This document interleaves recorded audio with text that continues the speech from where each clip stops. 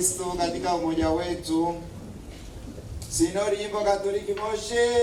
Katika Kristo tusikilize na tufanye yote upya. Katika Kristo tusikilize na tufanye yote upya. Sinodi Jimbo Katoliki Moshi. Kabla hatujapokea rehema kamili, ninapenda kuchukua nafasi hii kutoa shukrani za dhati kabisa kwa Mungu Mwenyezi kwa kubariki mzunguko wetu wa wiki ya neema. Na sasa tukiwa katika parokia hii ya Familia Takatifu Hai, amependa tuhitimishe hapa tukiwa katika hali ya usalama na ulinzi wake mtakatifu, na tukiwa tumejawa wingi wa neema na baraka zake. Naomba tumpongeze kwa makofi na vigelegele. Lakini pia hatuna maneno ya kutosha kumshukuru mpendwa sana Baba Askofu Mkuu Josephat Lebulu, askofu mstaafu wa Jimbo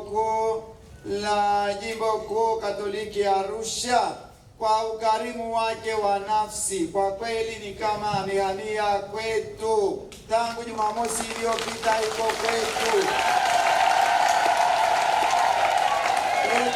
Amezunguka jimbo lote na askofu wa jimbo kama vile yeye ni wa hapa.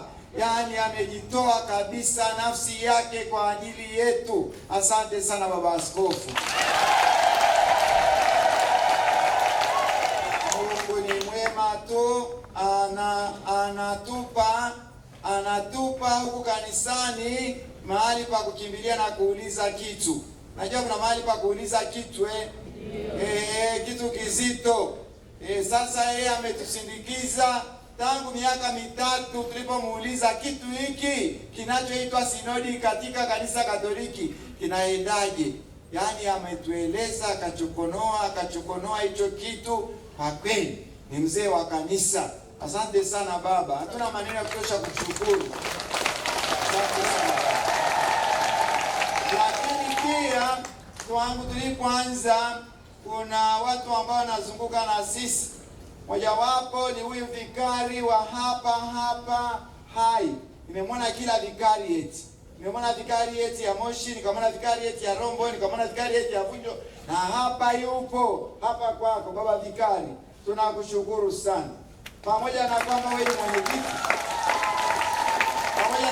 ni mwenyekiti, ungeweza kusema nimeshamaliza, ninangojea kule kwangu, lakini amezunguka. Lakini sio yeye tu, pamoja na vikajenero wa jimbo,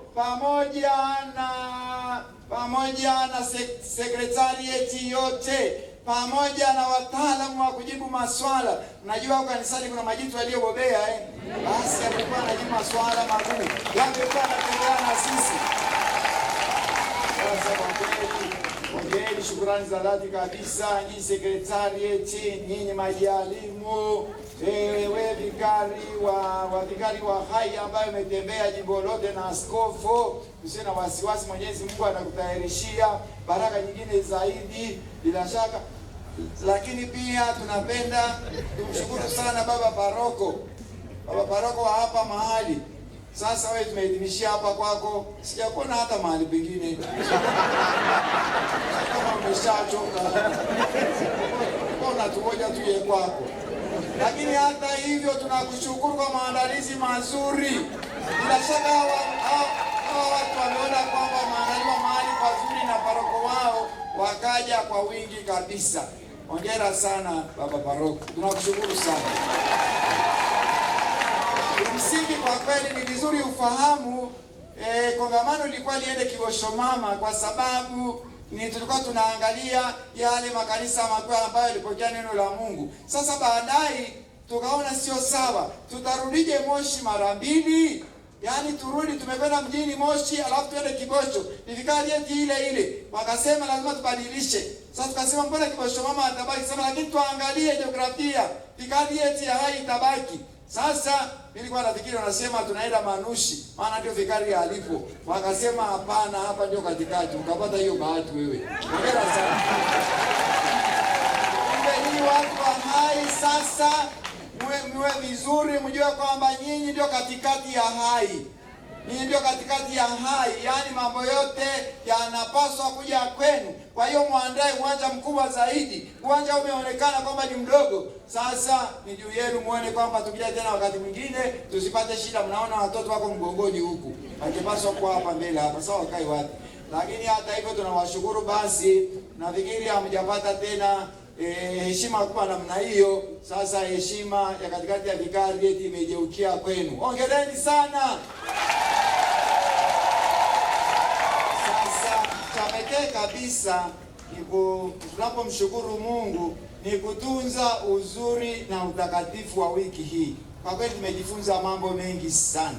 Na ungekuwa unazunguka kote, uone kule mjini, lakini uone kule Rombo Mkuu, haikuwezekana watu hawakupata mahali pa kuweka mguu. Ilikuwa ni shida, watu ni wengi. Kumbe wanapenda sana mazoezi haya.